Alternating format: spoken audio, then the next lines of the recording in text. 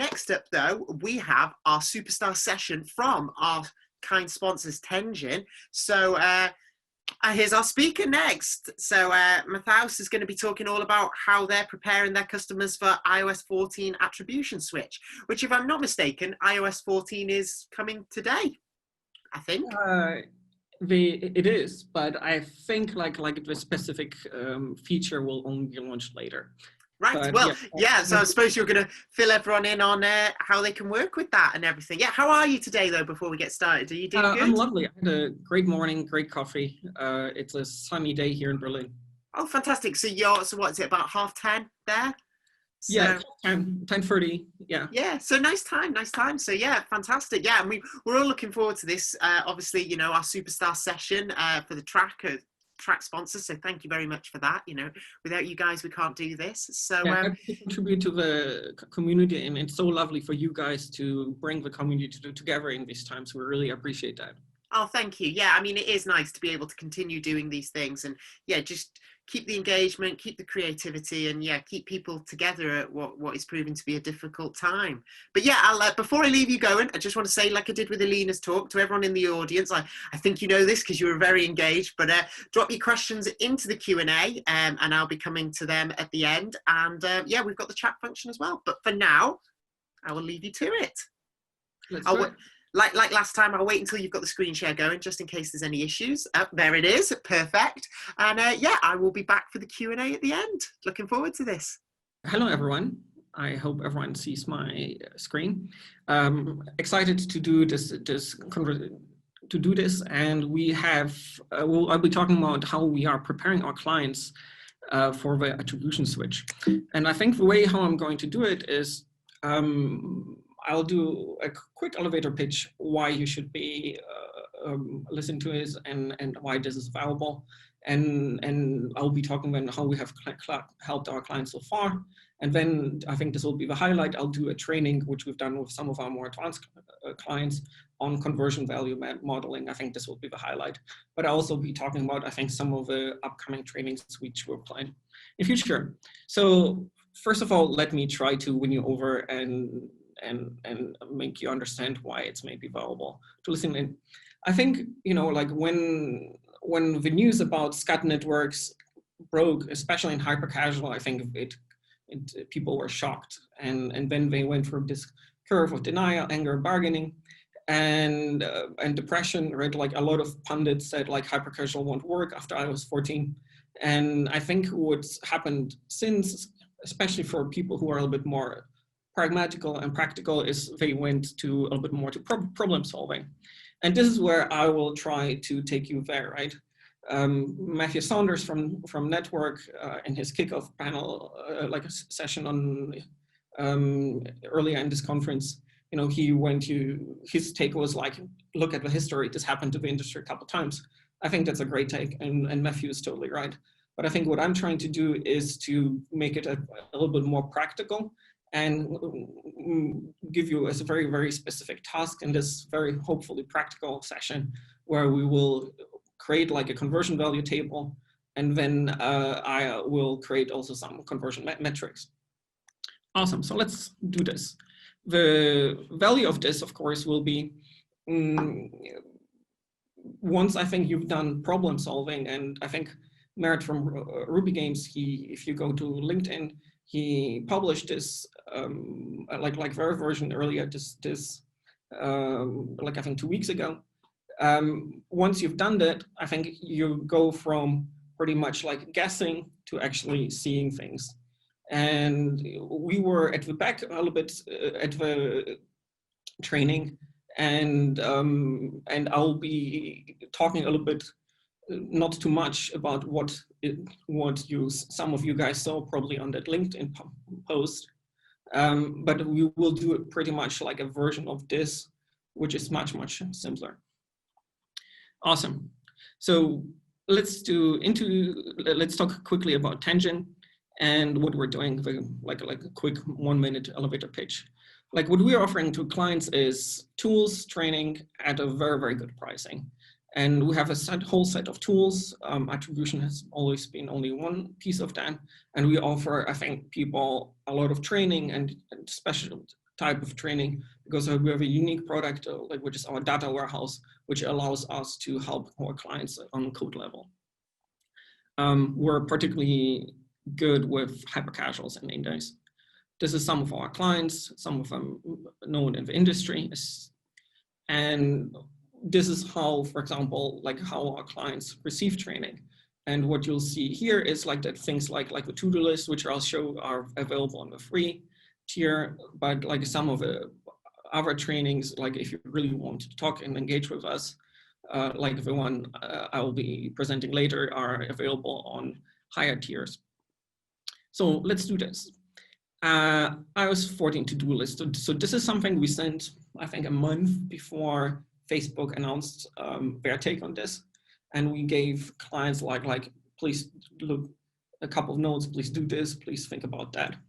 I think the key point out of this is, I think, the point around Apple's app tracking transparency pop-up. There were some questions from our clients whether it's something which should be part of our SDK or whether it should be something they build. And the case for why they should be doing is that we see that clients want to have their own logic on how this is going, right? So like say games wants it very differently than some of our clients. And I think it's something people want to control. And it was unclear how people would go with. When the biggest, I think, questions, like I think value which we drove was we made our clients talk to ad networks. That's point number two, right? And we did not only tell them like just talk them, but we gave them like very, very specific tasks. And here's like an example of such task. And we tell them like, go to Facebook. We think this is how your metrics will be changing. Let's drill down a little bit deeper what this means. So you see, for example, the column with Scat Network installs. And our argument was like, we believe, given what we understood at the time, is that creative level and country level data will not be available anymore. And we wanted our clients to think through what it means to their workflows and talk to the ad network pretty much every main channel, whether that's true or not. The key part, what you see is, which is important for our clients, is the column with LTVs. As you see, a lot of LTV data would not be available anymore. And the wording not available means not deterministically available. It's not like a KPI, which everyone will agree on. It will maybe be a KPI, which people will be calculating with different specific methods. If you want to download this to-do list, it's this is the QR code. It's available for free. I think it's like our marketing, shout out to Roman and Ebony, who did this, did a very good job in sharing this with our clients. So let's drill down deeper to maybe my favorite part of this talk, which will be like an actual demo. So when we, of a training. So when we train clients on this, so first thing we make them do is we make them watch this video from Kevin Bravo from Elixir on conversion values management to pathways. So let's assume like somebody has been, somebody has clicked on an, like a user has clicked on an ad, then we see an install, and then 24 hours happen. And then between 0 and 24 hours next hour, like Apple will tell you which ad network this install came from. So anywhere between 24 hours to 48 hours, we'll see where the install had come from. In the second example, there's an install, then there's 24 hours, and then something happens. Let's say a user goes to level in, and this is like an valuable event which is important to you, and you set a conversion value for it. If that conversion value is being hit, then the timer starts again for 24 hours, and so forth and so forth. For example, if the user is hit level 63 after 7 days, only then between 24 hours and 24 and 48 hours, you will know where the installs come from. So what I'm saying is here you have to take decisions on how early you want information, or versus, let's say, how deep that information needs to be. So once you know these two concepts, like what is a timer and to some degree conversion value, let's go down deeper and see like a conversion value and how you could do some table and some modeling. There's pretty much 64 conversion values available for you, technically 0 to 63. And if you think about it in a spreadsheet form, it's just numbers 1, 2, 3, 4, 5, 6, 7, and so forth. And they all have a binary representation. And so you can, again, and if you think in spreadsheets, you can just jot them down this way. And what you would want to do is you want to map that to player actions or meaningful events to your business model. And in our view, in Hypercasual, these are ad formats watched. Banners, interstitial, rewarded videos. If you watch the example from Kevin Bravo and Alex here, where he talks about more about levels and EAP. So these will be very different for the type of game you have. We then make our clients do some analysis on their median distribution within 24 hours on some of these meaningful events. This is an example from a Tenjin more popular D training, where you see within days how many banners, interstitial, and rewarded videos users see. So on average, you see, in this case, like around 18 banners, 2.5 interstitial, and maybe 1 or 2 rewarded videos. And that's a great thing to know, because like this, as a next step, you should try to think about what could be the good outliers for these meaningful events, which you would then attribute the conversion value to. In this case of example, which you did, we went from 1 banner to 20 banners, 1 interstitial to 8 interstitial, and 1 video to 8 rewarded videos. And you go then this and essentially say like 1, 20, 10, 20 banners, and you attribute to these meaningful events these conversion values. This type of view has become quite popular. I think it also gives you a good understanding what a conversion value is. Now that you have that, the question is, how can you generate metrics out of it? What I'm going to show is a very, very simple model to show you some basic mechanics. And the idea is that you get like your eureka around how that conversion value becomes a metric. So in this example, we go straight for a simple D0 LTV prediction, where a banner is 0.1 cents, an interstitial is 20 cents, or a 1 rewarded video is 50 cents. And there's no separation around country, there's no time effects. And if this is your assumption, then you could essentially take that in information and do a simple multiplication and say 10 banners times 0.1 cents is 1 cent. And then you have like a D0 LTV value, or in the case of like the second conversion value 10, which we said, we will know that, for example, after pretty much between 48 hours to 70 to 20 hours, that for 10 banners, 1 rewarded video, we would have gotten a D0 LTV of 51 cents.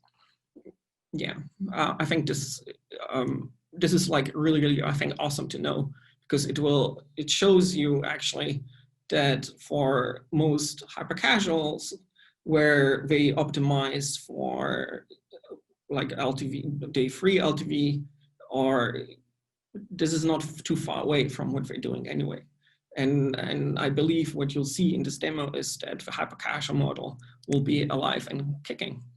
And I think this is very, very different to, I think, what if you follow the news, what the deconstructors of fund people say, or some of the other industry bloggers. We deeply believe from what the type of modeling our clients run, is that Hypercasual will be alive and well and kicking. This example from Ruby Games, of course, is a little bit more complicated.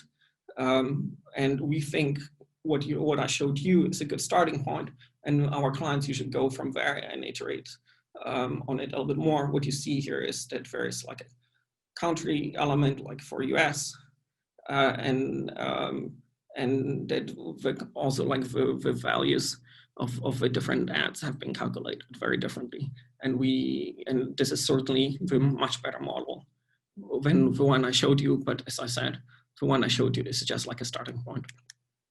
Awesome. So let's have an outlook here, right? Like iOS 14, SCAD network changes have been postponed. So the question is like, why should you be doing this now? We think if you do this, it really will make you understand how your workflows will change, how your business will be impacted. And we strongly suggest to do these kind of exercises already now ahead of this SCAD network changes. And the second step on it is like, as you think through the changes, is to think about LTV prediction in the new age which is coming. We think like Algolift and Paul Bowen there especially has made good comments. Like you can find his post on iOS 14 LTV prediction and to get like a little bit more good framing for this. But we definitely think that without deterministic attribution, app advertisers will need to leverage like probabilistic methods how to get there. And I think this will be a very, very exciting time which is coming. We have some clients who speculate that, and we see that this is some of the questions they ask. And I think this will be questions which a lot of people in the industry will be asking. But one question is, how long do you want to collect data? For what we see is that in hyper-casual, I think people will be erring more, let's just do 24 hours because like I want the timer to start as quickly as possible, so I get the data as quickly as possible. So that's our sense of it. And if this would mean for iOS 14 for LTV prediction, that this data will be the starting point for the prediction. The second question maybe is, what revenue data granularity do you want to choose? And we have early, again, indications that more granular LRD data, like mobile LRD, will become more important. Then it gets even more interesting, right? As people will be building the models, they will start using external data sources. And so there will be daily addings or weekly addings. We've seen some very fascinating maths happening here already. And as you start automate that, which impact will that have for the data warehousing? How will your ETLs look when you fetch the data, and how will you calculate the metrics? I think this is really, really exciting. And yeah, like one last shout out for what we're doing. We of course think about that and in our data warehouse product, Data Vault, and we will be definitely offering a SCAD network data in it and training like the one you've seen here before. Awesome. So this is pretty much it from me. Yo, this is me on Twitter if you want to talk to me, not even on Discord, but also later. Hope you guys enjoyed this session. Fantastic. Thank you so much, for such a fascinating and interesting talk, and especially one that's so topical right now. We've got a few questions, so we'll see how many we can get through before the time is up. So, but as you said, you'll be on in the Discord and in the Meet to Match and everything after, and obviously you just posted up some ways that people can contact you. But first up, Sai has asked, can we do targeting with display ads in mobile web in GIF, GIF or HTML formats in iOS 14? Are they too dependent on IDFA? The first question is like, I'm not as, I don't know as much about the mobile web. Yeah. But I think like my intuitive answer is none. SCAD network changes don't affect like the type of ads you run. It affects your knowledge whether it is the user who installed your game has come from Facebook or let's say Google. So the change is not on the Facebook's or Google's ability to run any ads. It's much more around whether you know where this came from and how valuable that install was. Yeah. Okay, great. Next up, someone has asked, why is it so important to learn more about iOS 14? Will things really change that much? I've been in mobile since games were still happening on web, and I think I've seen like 5 big changes. And I think this is another very, very big one. I think though many businesses, gaming businesses, will not be viable anymore. Okay.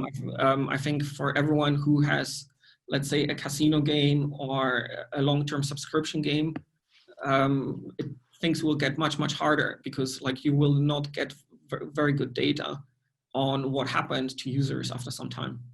And you will have much harder time to calculate metrics like this. So this is a biggie. Yeah. Well, I mean, I suppose this leads into this question, or rather, it might be the same answer for this question. But someone asked, when it comes to the new ad rules for iOS, is it something developers should worry about the most, or is it more on the side of the ad providers who should be worried? I think it really affects everyone's workflows. And we found like that the most, like we're all nerds, right? So we found giving these spreadsheet trainings the most valuable way how we can educate clients instead of reading posts or anything on social media, because then they are able to see it for themselves what it means for their business. And we don't want you to react with fear. We're all nerds. You've built your games. Do a quick demo, and then you will start be able to start get answers what this means for you. Yeah. So Sai is back again and has asked, how is it possible to track number of ads watched? Does Tenjin do that in the back end?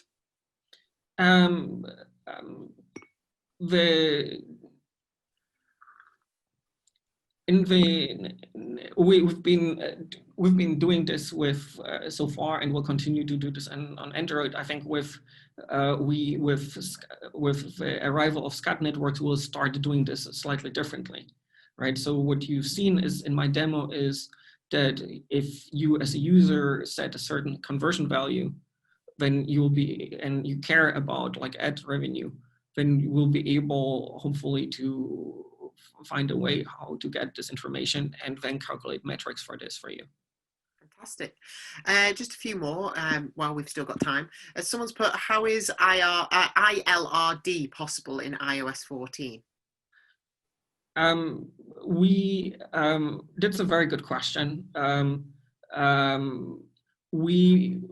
We've seen, I think everyone's talking to each other, and in some ways they truly don't know. What we're seeing is that there will be still very granular data available, but like maybe a lot of the identifiers for some of the data will be wrong. I think it's a very, very fluid way where people exchange. If you like, even like when Facebook announced something, like every couple of days, I think the goalpost of what is going being changed, I think, in the background in the conversations with people. And I think this will continue to change. Right, like that's why I use the term when I claim my thesis with granular data, that early indications are. My ask is watch the space. Don't assume that what I said will be true. Yeah, and one more we've got. When is the best time to start adopting SCAD network or SCAD network? That's a great question, because in a way, we all talk about like a 10-year-old about sex. We have never seen it, but we're all excited about it. And in a way, with SCAD network, data are not flowing yet, right? Like some people have seen it in some test devices, and come and speculate about some things. In some ways, I think like you know, you should implement it when these changes go live, right? Like, and I think there will be a lot of turmoil at the time. That's hence our suggestions, like don't launch games when that happens. Yeah. I think what we strongly suggest is that you do demos like this and think through what these changes will mean for your workflows on your teams. What will it mean for your UA managers? What does it mean for your company? We want you to do demos as quickly as possible. Yeah, and the last thing, it's not really a question, but someone has put, someone sort of queries why Tenjin has no integration with Traffic Guard. So I thought if we adapt that into a question, is that something that you're looking at, or is there inherent problems for why it's not possible, or is it just not something that's demanded by the audience? I think we support so many third-party integrations. I think if we want to add partner, it usually takes only 2-3 weeks. Yeah. So it's like if our clients demand for it, then it usually becomes available. Yeah. Oh, and actually we've got 2 minutes and someone's thrown one in, but this will be the last one. So I'm just warning the audience. Can Tenjin track retention at campaign creative level? We can track it at campaign level. I think the big news will be that with iOS 14, it won't be able, no one will be able to track it on creative level anymore. Yeah. Yeah. This will be one huge way how like your creative testing, how you decide which creatives work, the workflows will be very heavily disrupted there. Yeah. Well, fantastic. Thank you so much. Like I say, I know some people, people are still trying to ask questions, and you'll be, you know, there's, you know, you shared ways to get in touch, and you'll obviously be in the Meet to Match and in the Discord and everything else like that. So, you know, there's loads of ways to continue the conversation with you guys. So yeah, thank you very much. Thank you. Thank you. Bye.